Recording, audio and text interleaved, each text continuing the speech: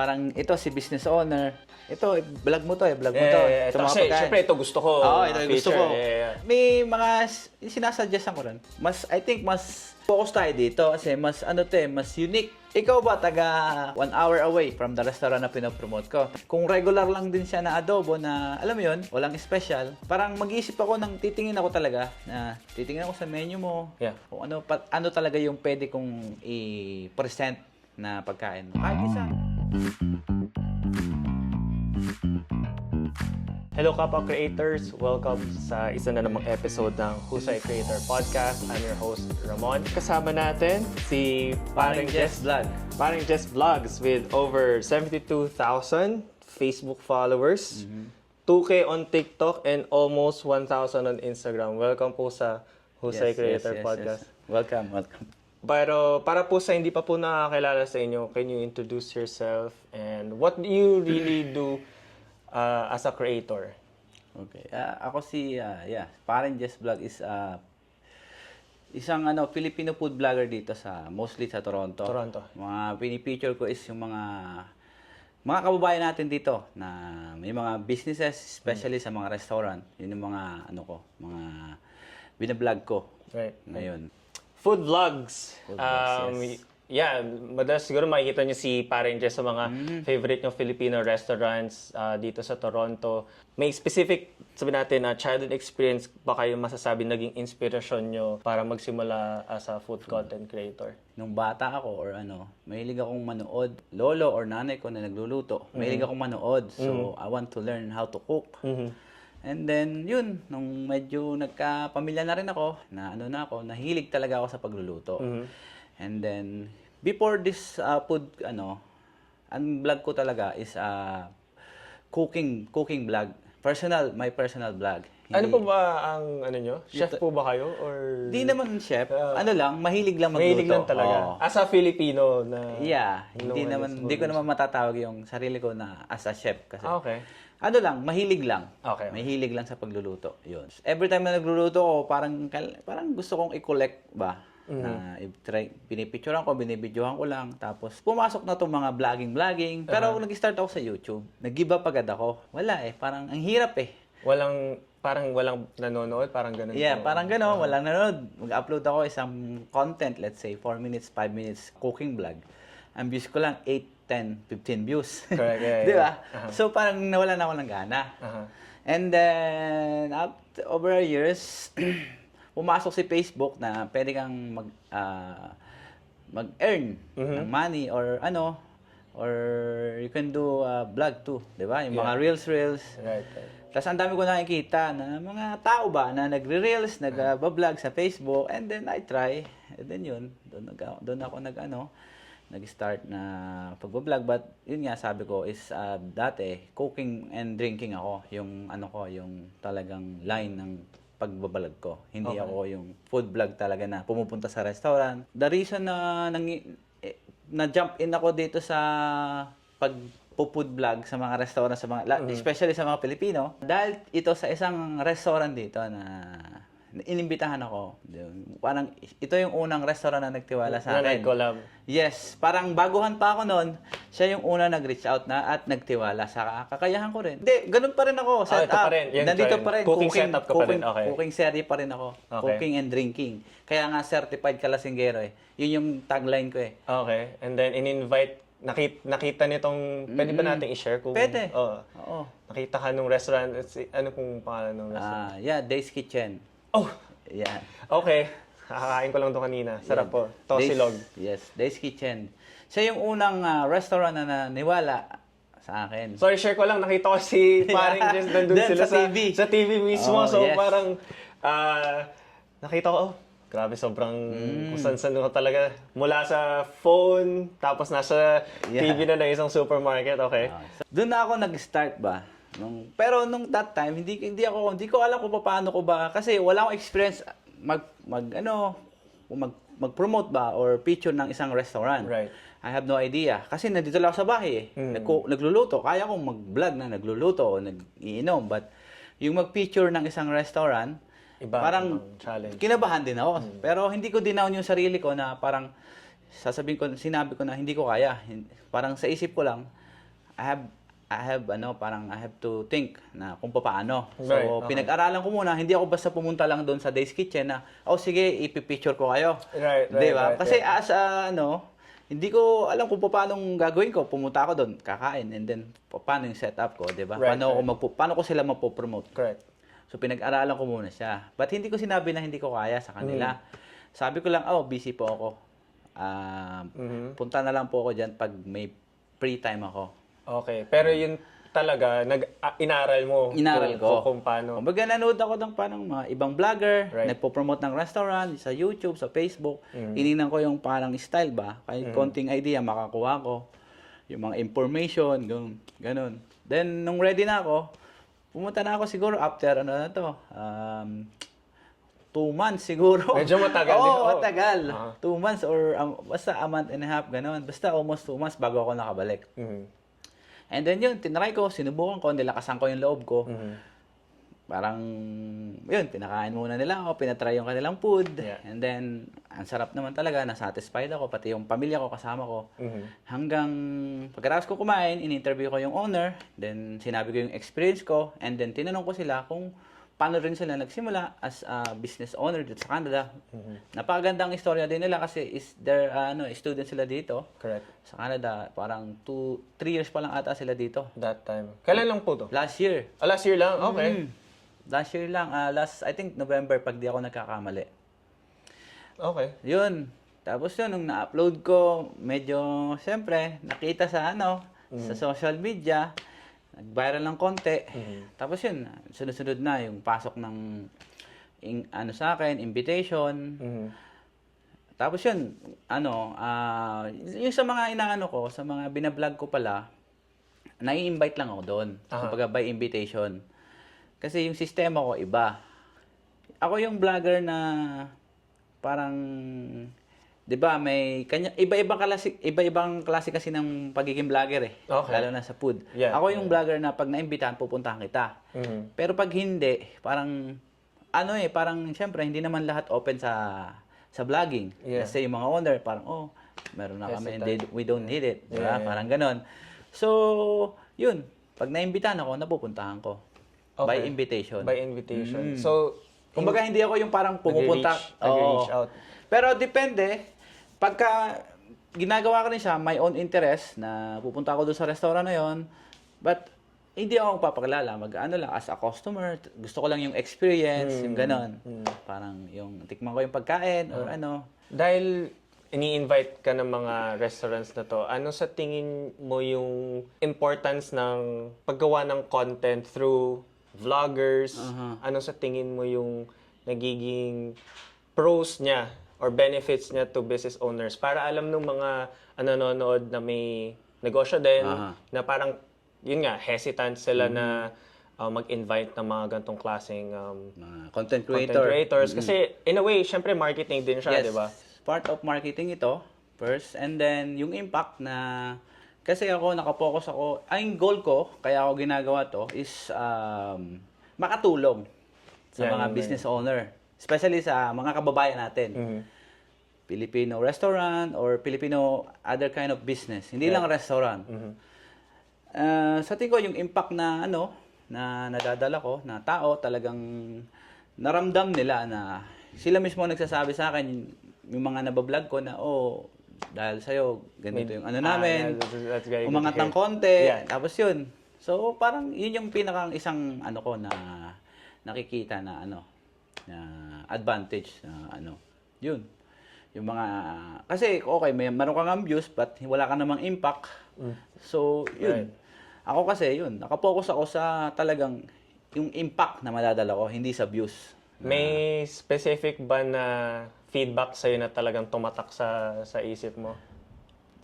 Yeah, kasi especially sa mga business owner, naramdaman nila. Kasi talagang may isang restaurant dito nag-trending, tapos kung saan-saan lugar galing, dinayo yung restaurant niya.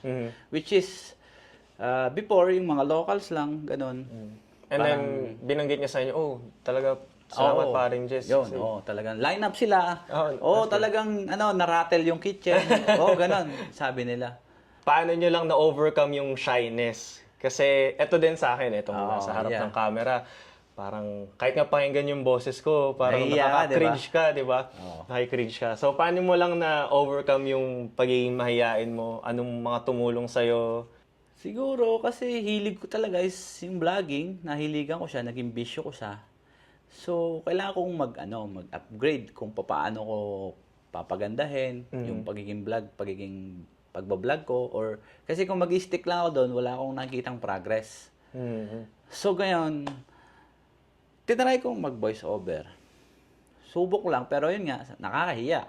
First, nung bago ako, ayaw kong pakinggan yung boses ko eh. Yeah. Kasi, ang sama ng dating eh. Alam mo yun, nung pagbago ka, hindi mo alam sasabihin mo. Tapos, yun, tinry ko lang siya hanggang, yun, ikwento ko na din. Nagsisimula talaga ako sa pagbablog, puro music. Kasi, especially pag nagiinom ako, I like taking videos, lalo na pag nagluluto. Yeah. Nagbi-video ako, tapos ina-upload ko, din-edit ko ng konti. Alam mo yung mga instant edit lang na Yeah, may template AutoCAD lang. na.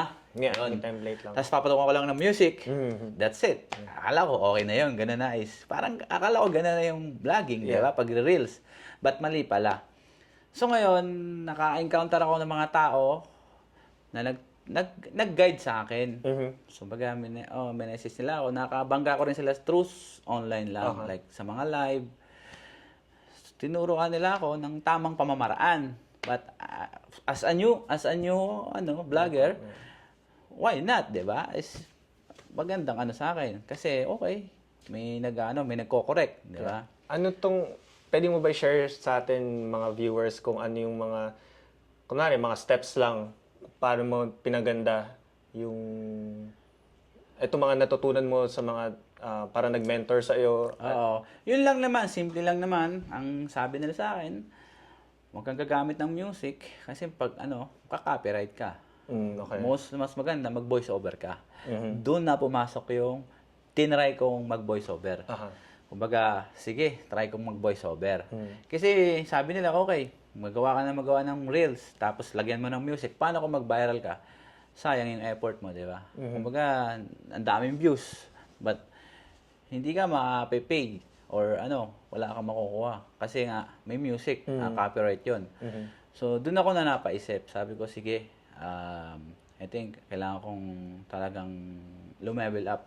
Kasi, kung ganun lang, parang wala rin kasing views eh. Kumbaga, wala rin interesante. Yeah, Kumbaga, ngayon, nung pinasok ko yung pag-voice over, naikukwento ko ba yung parang nagawa ako ng kwento. Nagluluto ako, alam mo yun, naiinganyo ko yung mga viewers ko. Yun, doon ko na nahook yung mga tao Tama, hanggang nainganyo.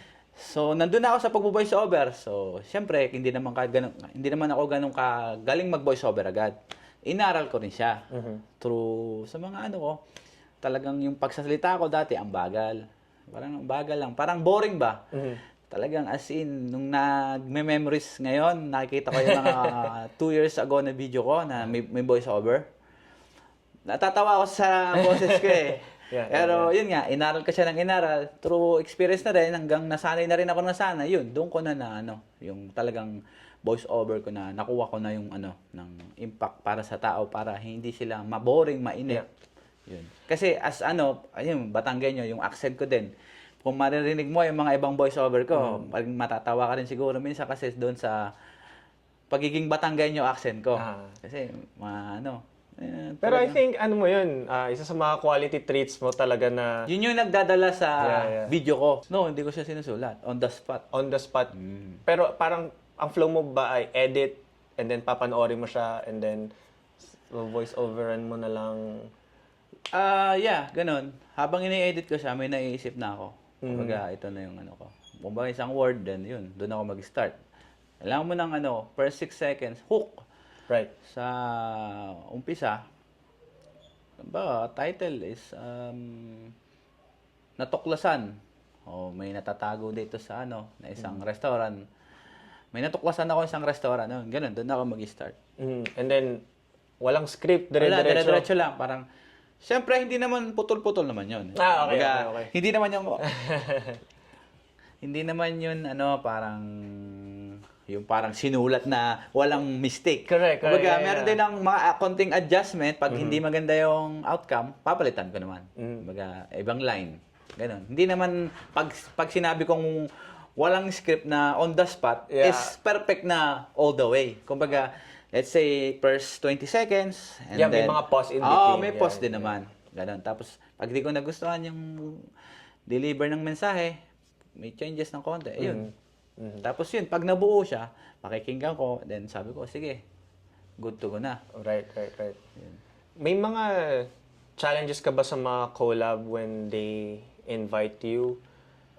May mga ganun ka bang na-experience na parang sometimes probably it doesn't go how you planned it out during your shoot? So far, wala naman. All goods naman lahat. Wala naman akong naging problema. Yun nga lang, pag siyempre sa mga ganitong interviews, yun, inaamin ko na hindi ako ganun ka, sa, let's say, like live interview, ganito. Minsan, nababalang ko yung hindi ko agad yung tanong ba, hindi ko agad maano. Yeah. Kasi nga, sanay ako sa voiceover na, alam mo yun, iniisip ko pa rin kung paano ko, itatama yung right word. Yeah. Yan, yun lang naman yung mga little ko na Pero parang napapansin ko parang Jess, medyo komportable ka. Hindi medyo, mas nagiging komportable ka na sa mga recent videos mo in front of the kasi camera. yun nga, nasasanay na ako eh. Lahat, lagi ko nang ginagawa eh. Kasi dati hindi. Lang voice over. Ngayon, most na nire-release kong video na sa harap ako ng camera. Nagsasalita, di ba? So, napapractice ko na rin yung sarili ko na yun, parang nasasanay na ba? Nawawala na nga. Minsan hindi na ako nakapag-voice over eh. Puro na lang. Yung talagang on the spot. Which is parang mas maganda kasi... Yeah, okay naman. Tsaka mas easy i-edit. Di ba? Oo. Kasi nandun na yung nandun na yung salita Yung mo eh. audio, Hindi mo na i-voice over. Yun kasi ang isa din na mahirap, yung pag-voice over. Kung paano mo dadalhin yung video. Paano mo ikukwento. Para paano ka ba nagpe-prepare sa isang collab or sa isang interview? Siyempre, isa-search ko muna yung niya. Yung, let's say, yung page, kung may page or titingnan ko kung ano yung mga, let's say, isang restaurant, di ba? Isang restaurant. Tingnan ko yung menu niya. Tapos, titingnan ko kung may potential na pwede kong i-feature na, alam kong magte-trending. Yun. Parang kasi, ako naman sa mga restaurant, ma-share ko lang sa mga viewers, hindi ako basta-basta nag-picture ng pagkain. Parang tinitingnan ko rin, iniisip ko rin mabuti kung ano yung pwede kong maitulong sa restaurant mo na mag-viral ka, bakit ka dadayuhin. Kasi ikaw yung business owner ng restaurant. Ako iniisip ko kung paano ko mapapapunta sa yung mga viewers ko sa restaurant mo, 'di ba? So hindi ako basta-basta lang papasok o bibidyo kita na Iisip ko rin kung ano ba yung magandang pagkain na mapipresent mo sa akin na magagawan ko ng potential para madala ko yung viewers ko papunta sa restaurant mo. Ito ba pagka kunwari itong sa food, mamimili ka ng food. Ako yung namimili. Kino-communicate mo yun sa Parang ito si business owner. Ito, vlog mo to. Ito mga pagkain. Siyempre, ito gusto ko. Oo, ito yung gusto ko. Yeah. May mga sinasuggestan ko rin. I think mas mag-focus tayo dito kasi mas mas unique. Alam mo yan, kumbaga, let's say adobo, barbecue. Parang lahat naman may... Kunyari, halo-halo. Halo-halo, apretada, ganon. Ikaw ba, kunyari, ano ka? Let's say, 1 hour away from the restaurant na pinopromote ko. Tapos makita mo, adobo. Meron naman dito sa amin, adobo din lang, di ba? So, kung regular lang din siya na adobo na, alam mo yun, walang special, parang mag-iisip ako titingin ako talaga titingin ako sa menu mo. Yeah. Kung ano talaga yung pwede kong i-present na pagkain. Kahit isa, 2 lang, okay na ako eh. Hindi naman kailangan lahat. Ang sinasabi nila pag ganun, nagsasuggest ka? Okay naman sila, wala naman silang problem. Tapos, yun, isa pa, wala silang problema kasi ako naman yung magdadala ng di ba? Naman sila, parang na-appreciate din naman nila. Kasi yun, pinapaliwanag ko naman na ganito ang sistema ko. Na, siya, present mo sa akin, pero hindi ko lahat mapopromote. Kung pag meron akong hindi gusto, especially pag hindi ko gusto, hindi ko ina-upload. Kasi ngayon may step na. Kumbawa nag-reach out ka ikaw may restaurant ka, nag-reach out ka sa akin, parang just bisita ka naman. Kunyari, senaryo. Sige po, walang vlog. Sinabi ko, sige, bibisitahin kita. Hindi ako magbablog. titikman ko lang yung mga pagkain mo. Pag nagustuhan ko, doon proceed tayo sa step 2. Yun na yung vlog. May vlog na, titingnan ko kung ano yung gusto mong vlog, kung ano ba yung gusto mo na vlog. So, panibagong visit yun? Oo, panibagong visit yun. Pero pag hindi na ako nag-reach out sa'yo, ibig sabihin, wala nang kasunod. Okay. Yung parang, hindi ko nagustuhan. Kasi, ako naman, as respeto lang din sa mga kasi, mahirap i-please sa pagkain. Lalo na tayo mga Pilipino kasi iba-ibang province tayo sa Pilipinas. Iba-ibang way ng pagluluto. So, ako lang naman yun eh. Hindi ako nasarapan, di ba? Pero marami naman nasasarapan, di ba? Exactly. So, hindi ko na lang ina-upload para respeto rin. Wala akong sasabing negative. Yeah. Respeto siyempre, hindi lang naman ako yung meron naman iba. Marami yeah, nasasarapan, di ba? Kagaya mo, kunyari, nasarapan ka, tapos ako hindi nasarapan.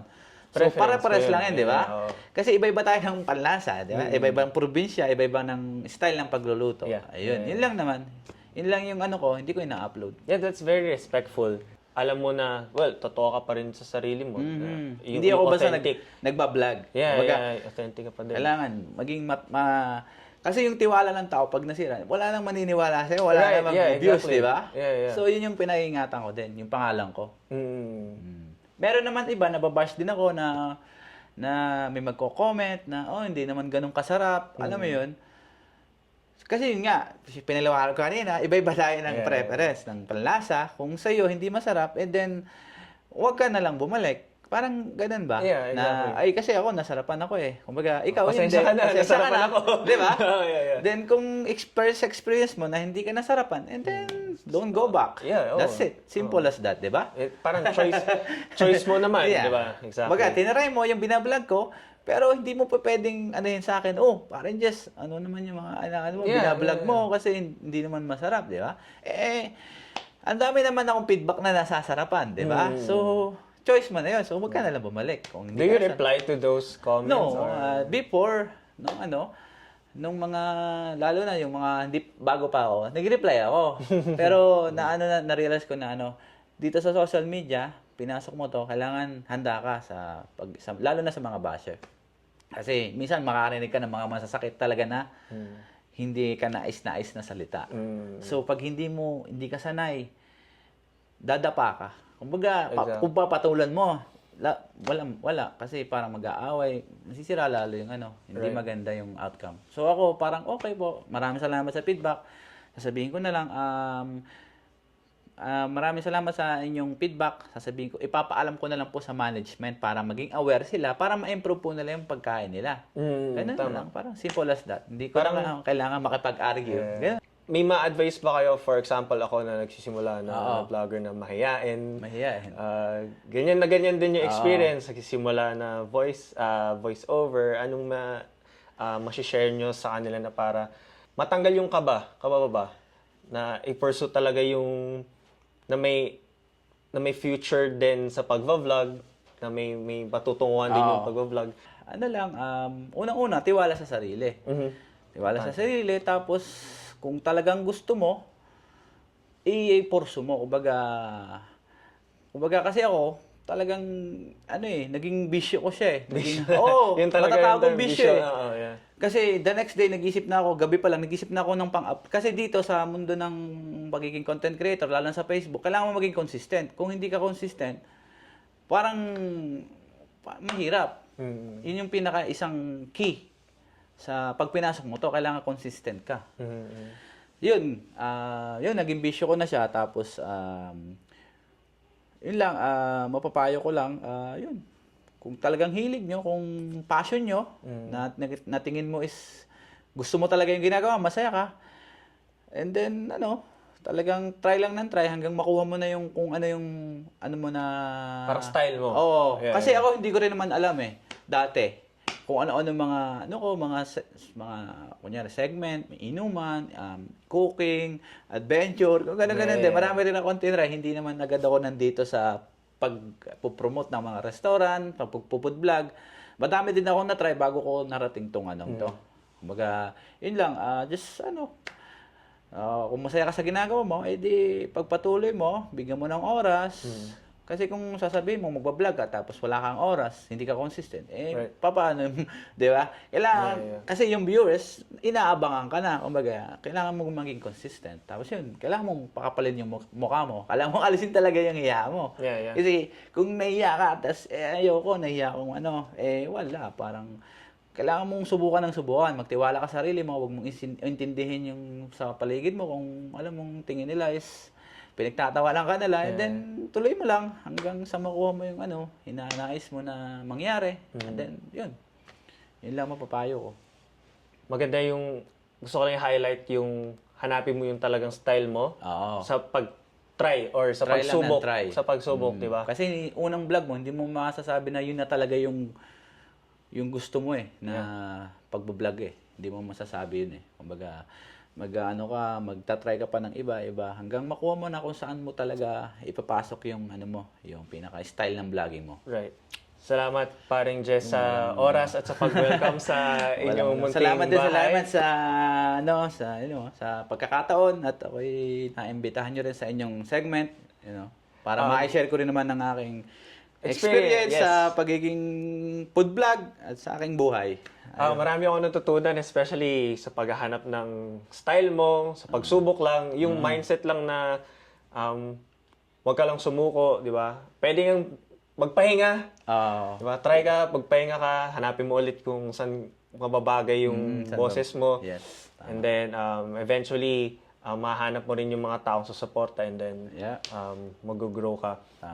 Saan ka po nila pwedeng makita, mapanood, at ma-follow? At kung may mga gusto ka ring i-update, kung may mga future projects ka rin na pwede mo silang i-invite.